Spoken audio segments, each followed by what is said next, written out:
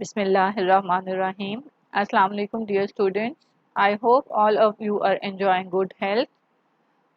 From today, we are going to start with a new chapter of blood physiology. The topics that we are going to cover in this chapter include the platelets and hemostasis. In today's session, we are going to talk about the structural and functional characteristics of platelets, as well as we are going to start with the topic of hemostasis, but we will cover only the first two steps of the hemostasis and the rest will be covered in the next lecture. In this slide, you can see different blood cells. These are red blood cells. These are white blood cells, also known as leukocytes. The third type of blood cells present in the blood are the platelets, about which we are going to study in detail. The platelets are also known as thrombocytes. This is the other name for the platelets. Platelets, like the other blood cells, are formed in the bone marrow. The precursors from which the platelets develop or form are known as megakaryocytes. Megakaryocytes are the immediate precursors of the platelets present in the bone marrow. The megakaryocytes fragment or break down into platelets either in the bone marrow or soon after entering in the blood, especially when these are passing through the capillaries. Each megakaryocyte can fragment into about 1000 platelets. I am repeating again that each megakaryocyte can fragment or break into about 1000 platelets. Thrombopoietin is the hormone that stimulates the production of platelets. The normal count of platelets in the blood it ranges from 150,000 to 300,000 per microliter or per cubic millimeter of blood. I am repeating, the normal count of platelets in the blood is 150,000 to 300,000 per microliter or per cubic millimeter of blood. The average lifespan of platelets is about 10 days, while the range is from 8 to 12 days. After completing the lifespan, the platelets are removed by the tissue macrophages present mainly in the spleen, but also the macrophages present in the liver and in the bone marrow are involved in removal of old platelets.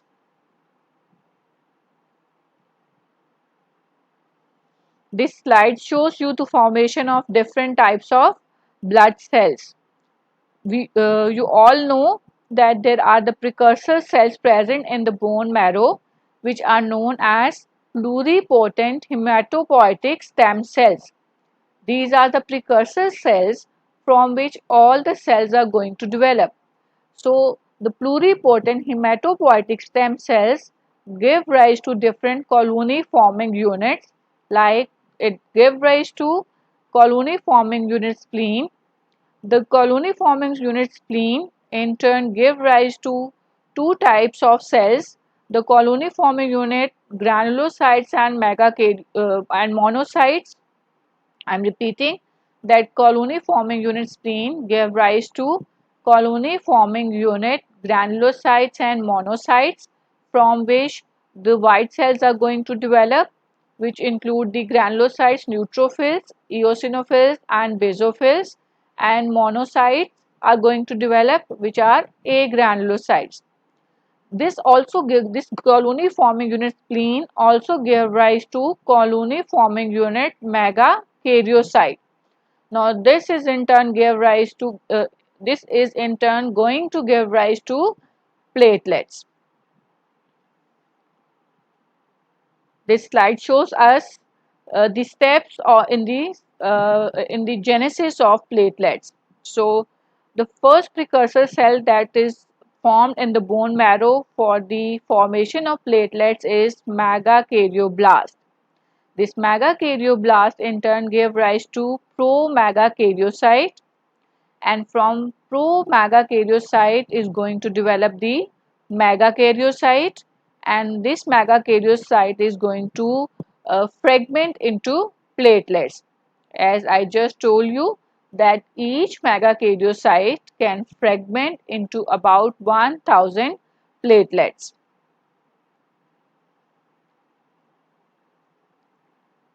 Now we are going to discuss the important structural characteristics of platelets. The platelets are very small in size, having a diameter of about 1 to 4 micrometer. They are ovoid or disc-like in shape and are colorless and non-nucleated. And I am repeating that they are very small in size, having a diameter of only 1 to 4 micrometer. They are disc-like in shape, they are colorless and are non-nucleated, just like the red blood cells, which are also non-nucleated cells. The platelets have contractile proteins in their cytoplasm, which are similar to the proteins present in the muscle cells. These proteins include actin and myosin. In addition to having actin and myosin, the platelets also have a third type of contractile protein, which is known as thrombostatin. These contractile proteins perform important functions to help the platelets to play their role in hemostasis, that we are going to discuss in detail later on. The platelets also have residuals of endoplasmic reticulum and Golgi apparatus in their cytoplasm, and these organelles are involved in synthesis of various enzymes and also store large quantities of calcium ions. Mitochondria are also present in the platelets, and along with the mitochondria, they have the enzyme system, which is capable of forming ATP and ADP. ATP is adenosine triphosphate and ADP is adenosine diphosphate. They also have enzymes that are capable of synthesizing prostaglandins. In addition, there are certain growth factors which are present in the platelets, and these growth factors are involved in causing multiplication and growth of the vascular endothelial cells, the smooth muscles present in the walls of the blood vessels, and the fibroblasts.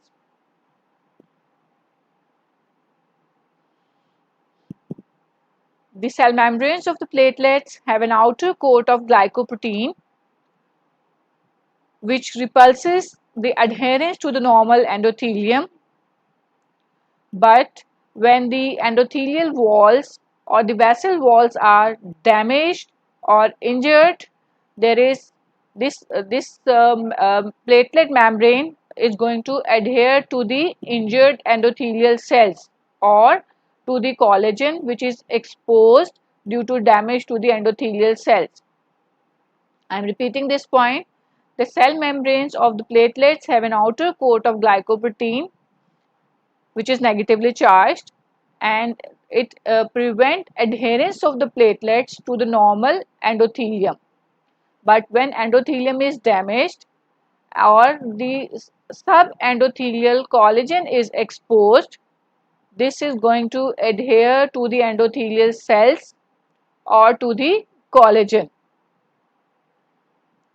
The membranes of the platelets also contain large amount of phospholipids, and these phospholipids are involved in multiple stages of blood clotting process.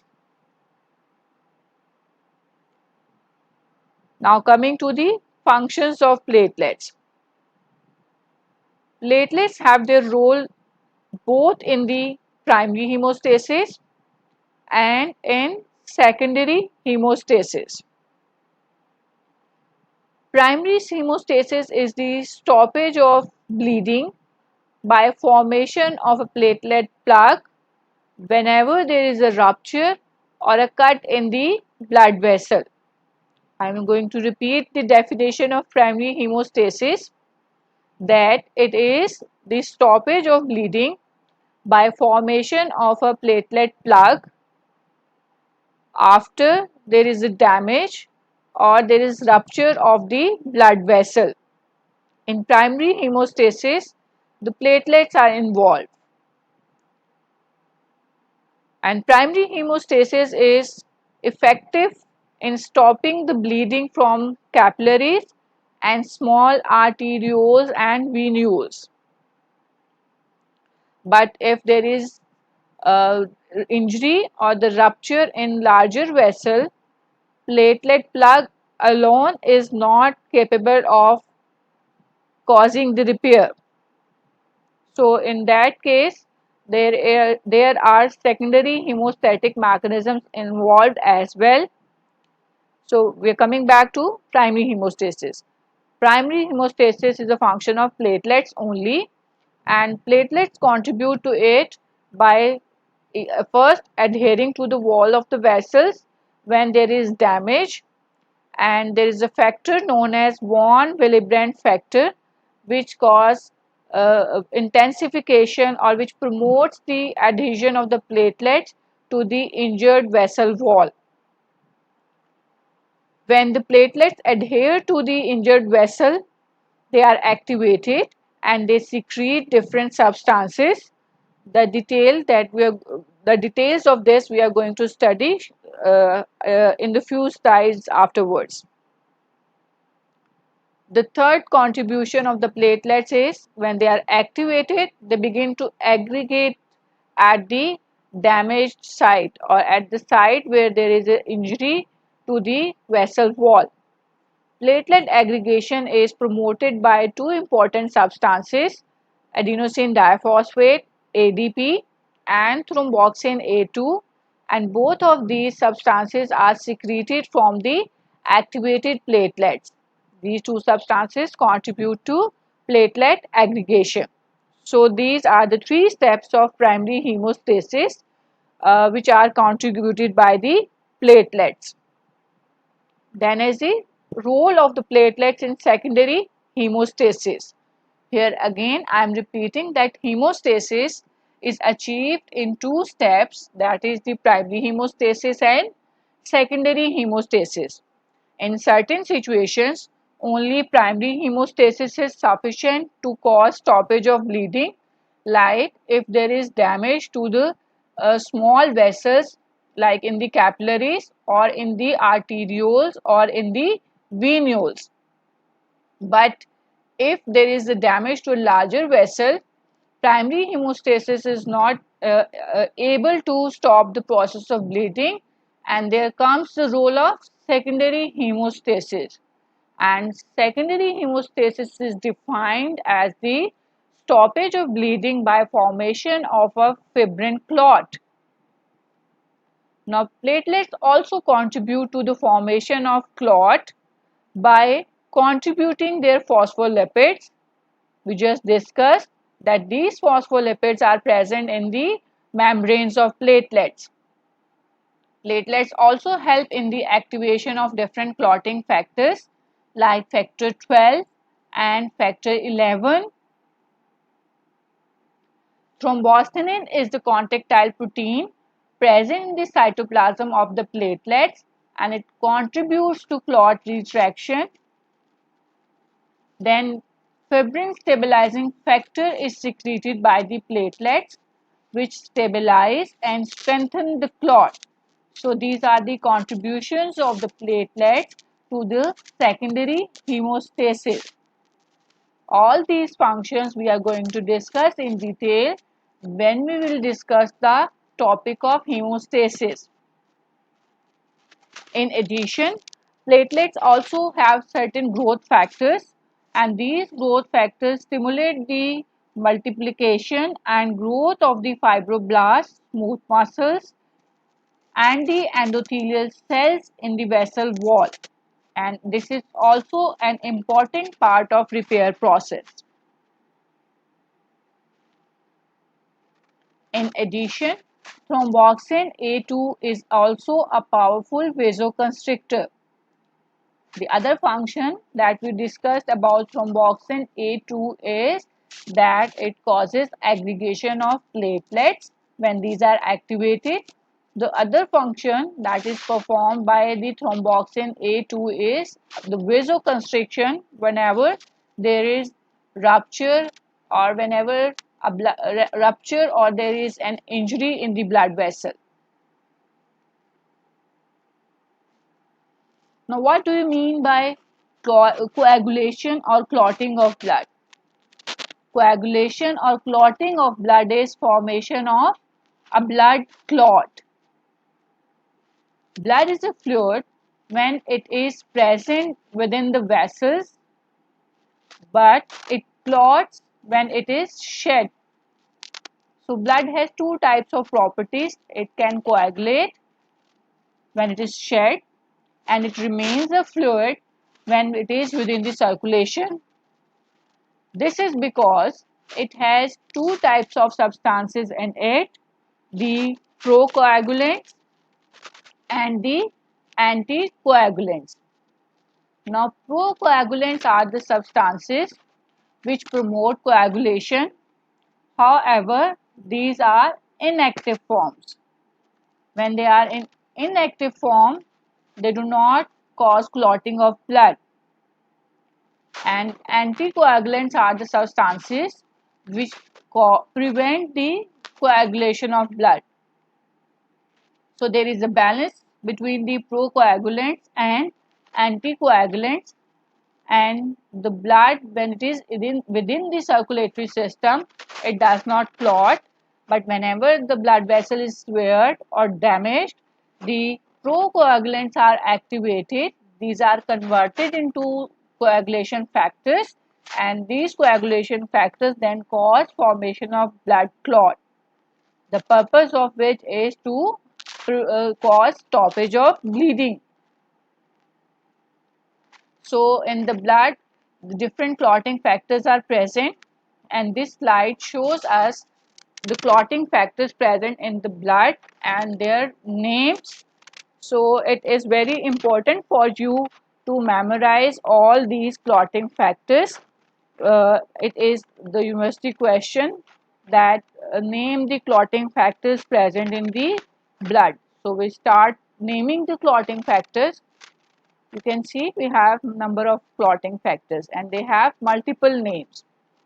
So first clotting factor is fibrinogen. First clotting factor in the blood is fibrinogen. Then factor 2 is prothrombin. Factor 3 is tissue factor. It is also known as tissue thromboplastin. Factor 3 is known as tissue factor, as well as it has an other name, that is tissue thromboplastin. Factor 4 are the calcium ions. Then factor 5 is known as labile factor or proacelerin. Factor 6 is the same as factor 5, so it is not mentioned here. Then is the factor 7. Factor 7 is known as stable factor. Factor 7 is known as stable factor. The other name for factor 7 is serum prothrombin conversion accelerator. It means the factor which stimulates, which promotes the conversion of prothrombin to thrombin. Factor 8 is also known as anti-hemophilic factor A. Anti-hemophilic factor A. Then factor 9 is known as anti-hemophilic factor B. The other name for factor 9 is plasma thromboplastin component or the Christmas factor. I'm repeating that factor 9 is also known as the Christmas factor, antihemophilic factor B, or plasma thromboplastin component. Then we have factor 10. Factor 10 is also known as Stewart factor or Stewart-Trowell factor. Then comes the factor 11. Factor 11 is antihemophilic factor C.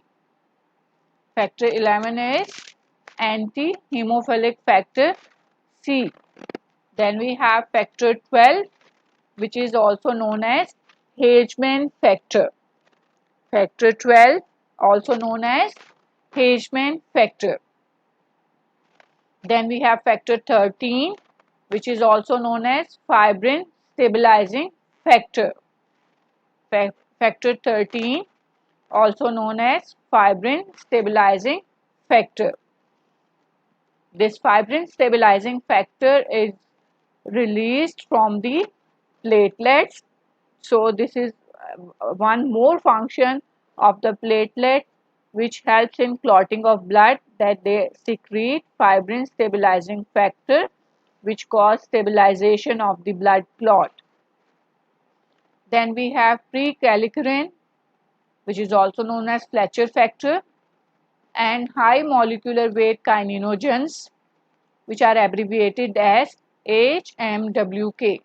It stands for high molecular weight kininogens. Then are the platelets. So these are different clotting factors. Normally in the circulation, these clotting factors are present in inactive state and are known as procoagulants. When there is damage or when there is rupture in the blood vessels, these clotting factors are activated and are responsible for causing the blood clot formation. Now, this is very important to remember that there are most of the clotting factors are synthesized in the liver, and there are certain clotting factors which require vitamin K for their formation. These clotting factors which require the presence of vitamin K include factor 2. The other name for factor 2 is prothrombin. Then factor 7, which is the stable factor. Then factor 9, which is antihemophilic factor B, and factor 10. So these factors 2, 7, 9 and 10 require the presence of vitamin K during their formation. This vitamin K is required for carboxylation of the glutamate residues, which later on become a part of these clotting factors. If there is deficiency of vitamin K, there is decreased formation of these clotting factors, and this can affect the clotting of blood. Now we will start with the topic of hemostasis. Hemostasis is derived from two words. Basically, we can divide it into two parts, hemo and stasis. So, hemo stands for blood and stasis means standing. So, it is the process by which the hemorrhage is stopped. And when does the hemorrhage occur? Whenever there is damage to the blood vessel. So we can define the hemostasis as prevention of blood loss after there is a damage or there is an injury to the blood vessel. Or we can also say that it is the arrest of bleeding from a broken blood vessel. So these are different ways of defining the process of hemostasis. It is the arrest of bleeding from the broken blood vessel. When does bleeding occur? Bleeding occurs whenever there is a break in the vessel wall, and the pressure inside the vessel must be greater than the pressure outside, so that the blood is forced out through the defect present in the blood vessel.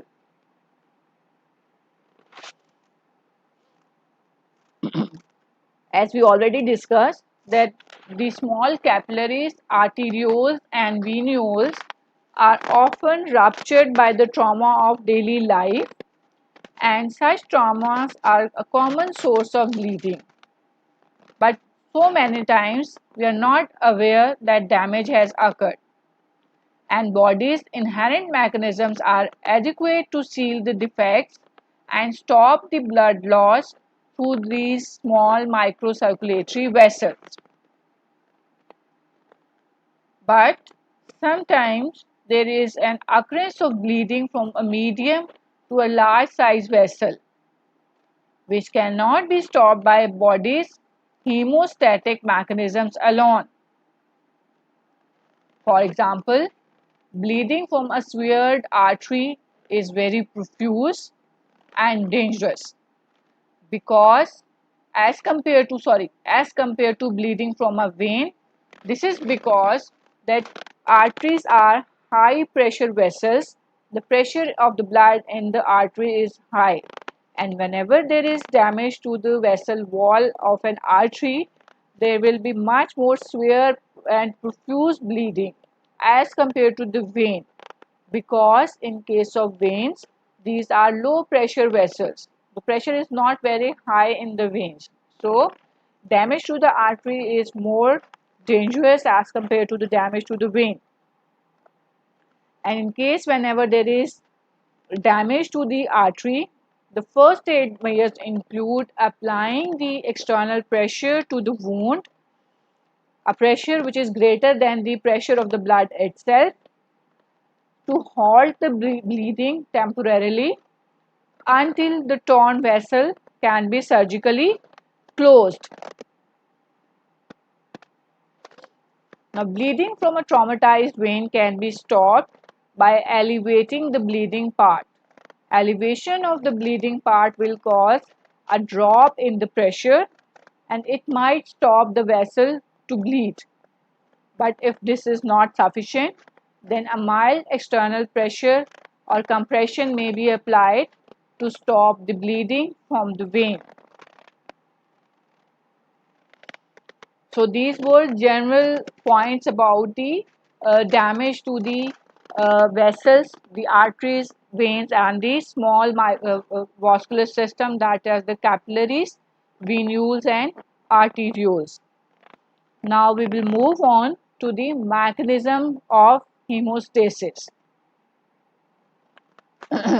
Four processes are involved in the hemostasis, or we can say that there are four steps of hemostasis.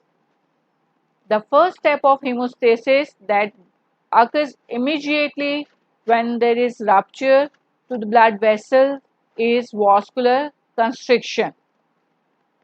This is also known as vasospasm. The second step of hemostasis is formation of platelet plug. These two steps we are going to discuss today in detail.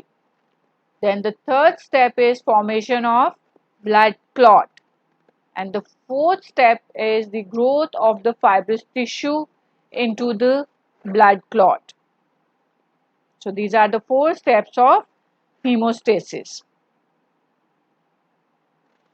This is a diagram showing you the different steps of hemostasis, or we can say the major components of hemostasis.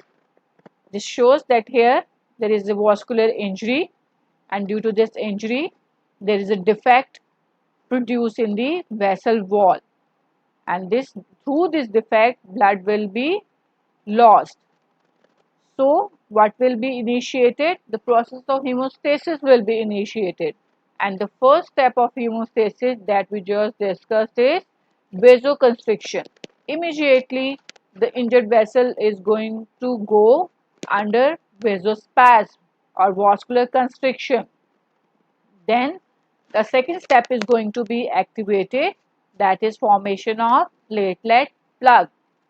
And the third step will also be activated, that is the formation of a blood clot through activation of a coagulation cascade. And once the blood clot is formed, after that there is fibrous organization of the clot. So these are the four steps of hemostasis. Formation of platelet plug is primary hemostasis, and formation of a blood clot is the secondary hemostasis. Again the same thing, the different steps of hemostasis. Severe vessel causes the loss of blood, and immediately when there is there is injury to the vessel, there is first vasospasm, then there is platelet aggregation.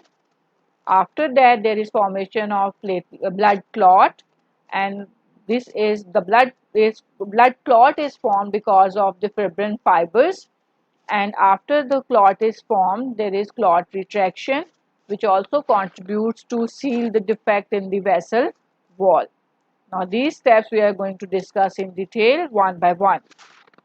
So the first step is vascular spasm or the vasoconstriction. Trauma to the vessel causes the smooth muscles present in the wall of the vessels to contract. The more severely a vessel is damaged, the greater is the degree of vascular spasm.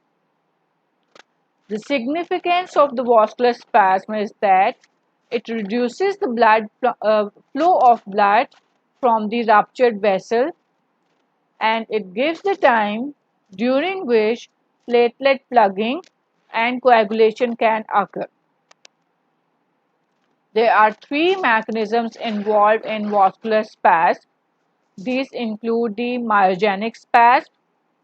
Local autocoid factors are involved in vascular spasm, and nervous reflexes are also involved in causing the vasoconstriction.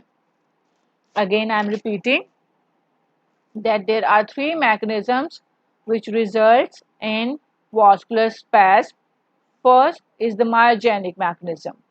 Myogenic mechanism is because of the inherent properties of the smooth muscles which are present in the walls of the vessels, that whenever there is damage to the smooth muscles, they will undergo contraction. This is called as myogenic spasm. This is inherent property of the smooth muscles. Then whenever there is damage to the vessel, there are different chemical and the autocoid factors which are released from the injured tissue as well as from the platelets, which cause vasoconstriction. So one example of a powerful vasoconstrictor is thromboxane A2. So it's a local factor which is released when there is damage to the vessel from the platelets. Thromboxane A2 is a powerful vasoconstrictor. It causes the contraction of the smooth muscles at the area of damage. And the third mechanism is nervous reflex. The nervous reflexes are initiated by the pain nerve signals.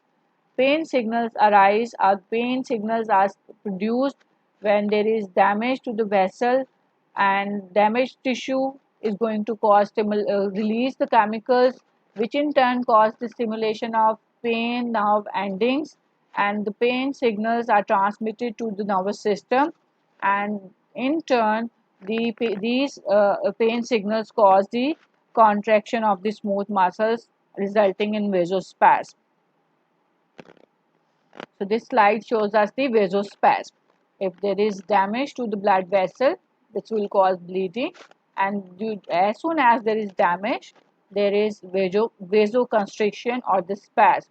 So this spasm will reduce the amount of blood flowing to the damaged area, so that it can minimize the amount of blood which is being lost. And this vasospasm is caused by three mechanisms. We are repeating. It is due to the inherent property of the smooth muscles present in the vessel wall. Second mechanism responsible for causing the vasospasm is the local and the autocoid factors. For example, thromboxane A2, which is a powerful vasoconstrictor.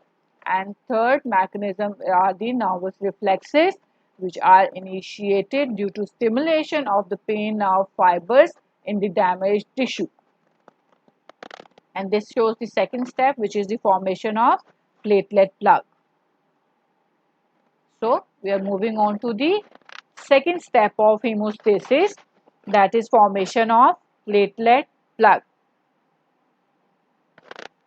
Before we start the mechanism of formation of platelet plug, this is very important to remember that platelets do not adhere to normal smooth endothelium. That is, as long as the blood is within the vascular system and there is no damage to the vessels, the platelets will not adhere to the smooth endothelium and there will not be a formation of platelet plug. But when there is damage to the endothelium so that it becomes roughened, or damage to the vessel cause exposure of the subendothelial collagen, means the collagen fibers present beneath the endothelium. So, two situations are there. Either there is damage to the endothelium or there is exposure of the subendothelial collagen. In these two situations, the platelets will attach to the endothelial surface or to the collagen through their glycoprotein receptors, which are present in their cell surface. The cell membranes of the platelets have glycoprotein receptors which attach to damaged endothelium or to the subendothelial collagen fibers. Now, this attachment of the platelets to the damaged endothelium, it forms the basis or the foundation for a platelet plug. Now, the platelets which are tethered to the collagen or which are attached to the collagen, these are activated.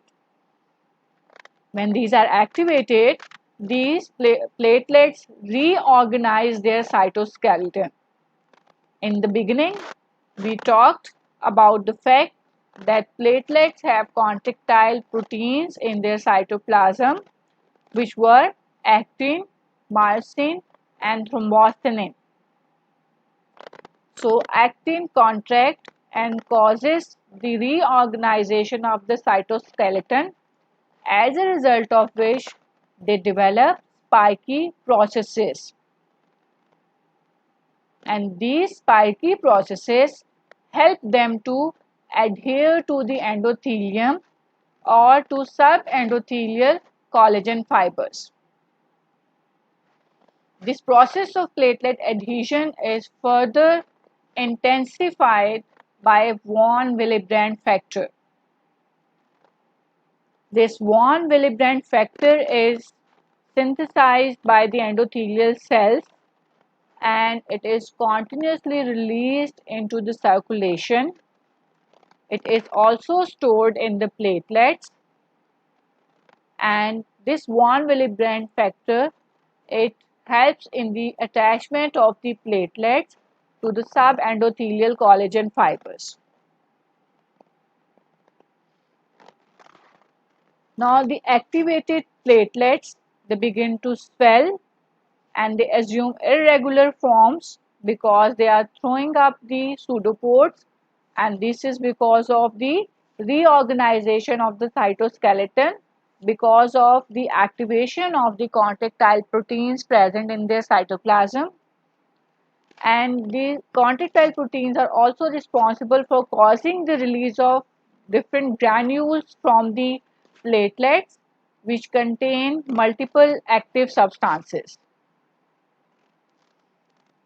The important substances include the ADP and thromboxane A2. This I am talking about in regard of platelet aggregation. there are other substances also released from the platelets which contribute to the other steps of hemostasis. Now, in respect to platelet aggregation, ADP and thromboxane A2 are important. These are released from the platelets. Now, the ADP and thromboxane A2 will act on the nearby platelets and will cause the activation of the nearby platelets as well, and they cause activation of the nearby platelets by making their surface sticky. So when the other platelets become sticky, they will adhere to the originally activated platelets. Now platelets will begin to aggregate, and this is a positive feedback mechanism. Further aggregation of platelets, further they are going to release the ADP and thromboxane A2, and this ADP and thromboxane A2 is going to cause activation of more and more platelets. So this will go on and it will result in the formation of a platelet plug.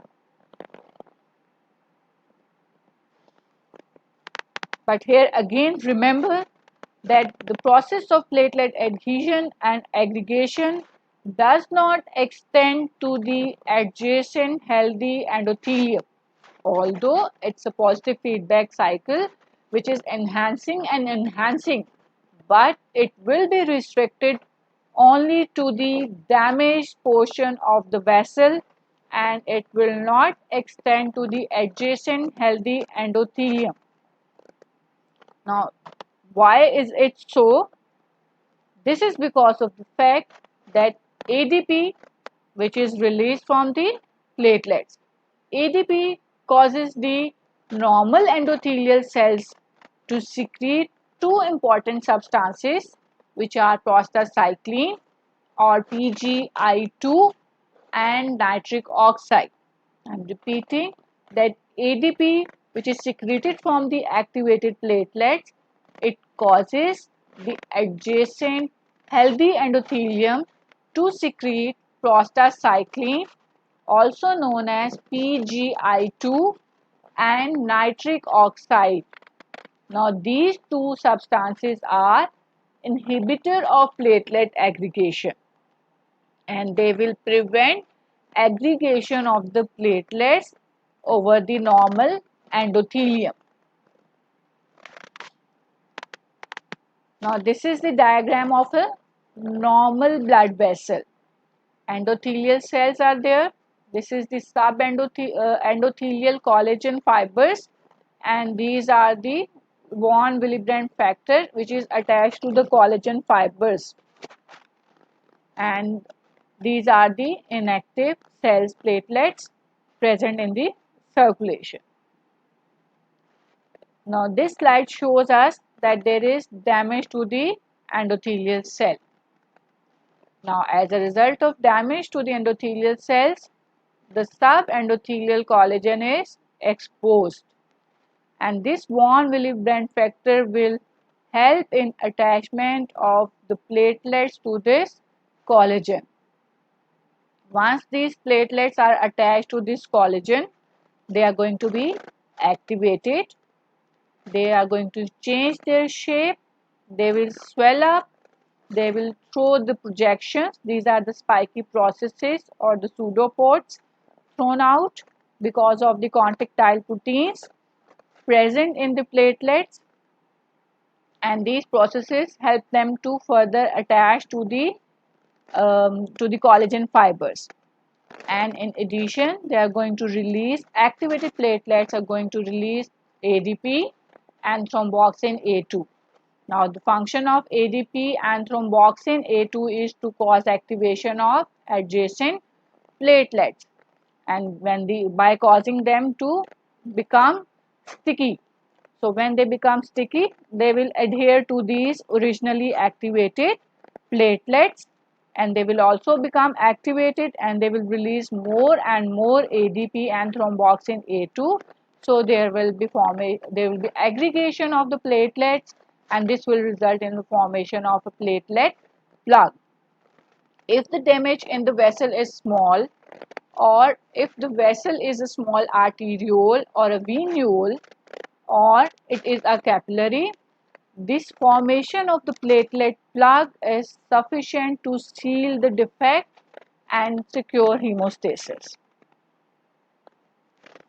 Now this slide again shows us the process of hemostasis, but here I want to emphasize that these are the thromboxane granules and these are the ADP granules which are released from the activated platelets, and they will act on the nearby platelets to cause them activated, and they become sticky and they will adhere to the originally activated platelets. Now this slide shows us that the platelet aggregation and plug formation does not extend to the normal endothelium. This is the normal endothelium and this is also normal endothelium. Now these platelets release ADP, and this ADP causes the adjacent endothelial cells to secrete prostacyclin and nitric oxide. On both sides you can see there is secretion of prostacyclin and nitric oxide by the normal or the healthy endothelial cells, and this will inhibit the aggregation of platelets here at the place where endothelium is normal. Now what is the importance of the platelet plug formation? As we just discussed, that platelet plug can cause closure of the minute ruptures in small blood vessels, and it is effective in preventing the bleeding from small blood vessels such as capillaries, venules and arterioles. So we will stop here. We have discussed the structural and the functional characteristics of the platelets, and we have discussed the first two steps of hemostasis along with their mechanism and their significance. Now from this topic, so many times the university question come.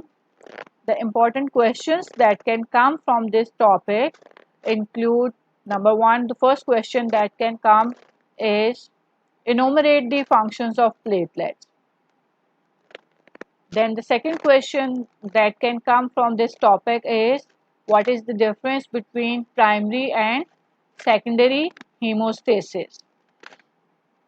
The third question that can come is what are the steps of hemostasis, that is you have to enumerate the steps of hemostasis, and what is the mechanism and significance of vascular spasm. The fourth question that can come is what is the mechanism of formation of platelet plug and what is its significance. I hope all of you have understood the topic of today. If you have any queries, you are free to ask me and my demonstrators as well. Thank you so much.